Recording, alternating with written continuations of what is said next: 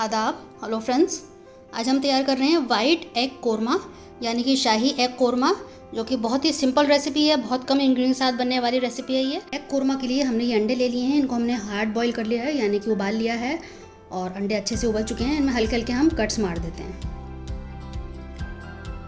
Pan मैं रख चुकी हूँ और इसमें मैं ऑयल डाल रही हूँ। इसको हम रिफाइंड ऑयल में तैयार कर रहे हैं क्योंकि वाइट कोरमा है। वैसे तो मैं मस्टर्ड ऑयल यूज़ करती हूँ। अगर हम मस्टर्ड ऑयल यूज़ करेंगे तो कोरमे का रंग थोड़ा सा अलग हो जाएगा। तो क्योंकि वाइट कोरमा है इसलिए हम इसमें रिफाइंड ऑयल यूज़ कर रहे हैं। आप घी में आप जो भी ऑयल यूज़ करते हैं वो यूज़ कर सकते। सबसे पहले हम अंडों को इसमें थोड़ा सा फ्राई कर लेते हैं।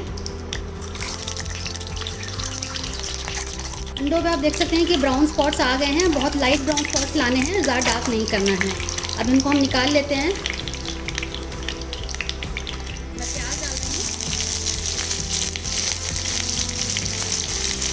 तीन प्याज मैंने स्लाइस करके इसमें डाल दिए है। बिल्कुल हल्का सा इसको ट्रांसलूसेंट करेंगे, कलर नहीं चेंज होने देना है। अगर इसका कलर चेंज हो जाएगा, ब्राउन हो जाएगा, तो हमारे कोरमे का रंग भी ख़राब हो जाएगा, जो कि हमें नहीं चाहिए। बिल्कुल हल्का सा इसको ट्रांसलूसेंट कर लेंगे। इसको बोलते हैं बुझ जाना। तो प्याज को बुझा देते हैं। 5-6 आप इसमें हरी मिर्च डाल दीजिए।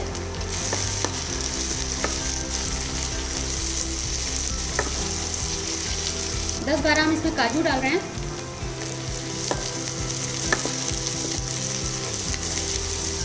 प्याज हो चुकी है, बस हमको इस तरह से ही चाहिए, ब्राउन नहीं करना था हमें, इसलिए अब हम इसको निकाल लेते हैं।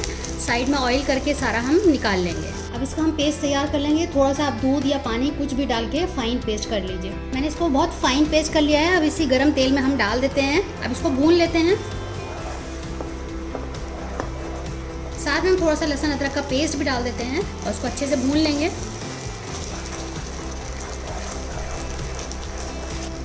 थोड़ा सा पानी डाल देते हैं। अब इसको भून लेते हैं जब तक कि तेल रिलीज़ नहीं हो जाता है दोबारा से।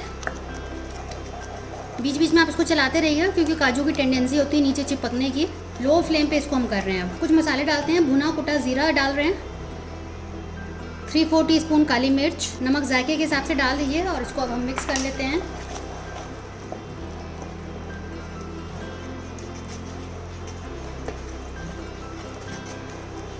दो 3 मिनट भून लेते हैं मसालों के साथ, तब हम बाकी चीज़ें डालेंगे इसमें। आप देखिए बहुत अच्छे से भून गया है, ड्राई हो गया, पानी सारा सूख गया है। अब इसमें हम थोड़ा सा 4-5 चम्मच दही डालेंगे और अच्छे से इसको भी मिक्स कर देते हैं। आपको इसमें कोई भी लाल पीला रंग नहीं डालना है जिससे कि इसका कलर ख़राब हो। दही डालते वक्त भी आप मिलाते रहिए क्योंकि दही की टेंडेंसी होती है फटने की। अगर आप डायरेक्ट फ्रिज का निकाला हुआ डालेंगे तो फट सकता है। तो पहले तो आप उसको रूम टेम्परेचर पर ले आइएगा तब डालिएगा। 2-3 मिनट्स को भी भून लेते हैं। ये मैंने क्रीम ली है, दूध की उतरी हुई मलाई है। आप इसमें फ्रेश क्रीम भी डाल सकते हैं। 3-4 चम्मच आप ये भी ले लीजिए और अच्छे से इसको मिक्स कर दीजिए। बहुत ही शानदार ये रेसिपी है। आप अपने जब कोई मेहमान आ रहे हैं उसको ख़ास तौर पे आप इसको बना सकते हैं। बहुत ही यूनिक रेसिपी है। इसको ढक देते हैं, 2-3 मिनट पका लेते हैं। अब एक बार देख लेते हैं। आप देखें अच्छे से पक चुका है। अब इसमें डालेंगे थोड़ी सी कसूरी मेथी, 2 साबुत लाल मिर्च और अच्छे से दोबारा चला दीजिए। ग्रेवी बहुत अच्छे से पक चुकी है। अब इसमें अंडे डाल देते हैं।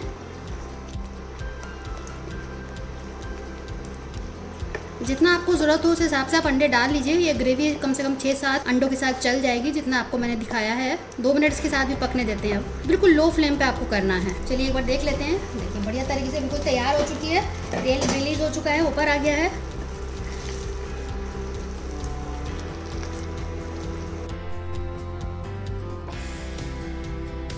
सर्व करते वक्त आप थोड़ा सा इसमें हरा धनिया डाल दें, चिली फ्लेक्स ऊपर से छिड़क दें तो देखने में बहुत खूबसूरत लगेगा। जायके में तो है ही बहुत लाजवाब।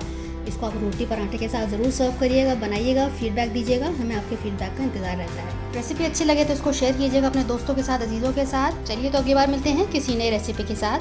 तब तक के लिए शुक्रिया। देखते रहिए शहनाज अख्तर खान।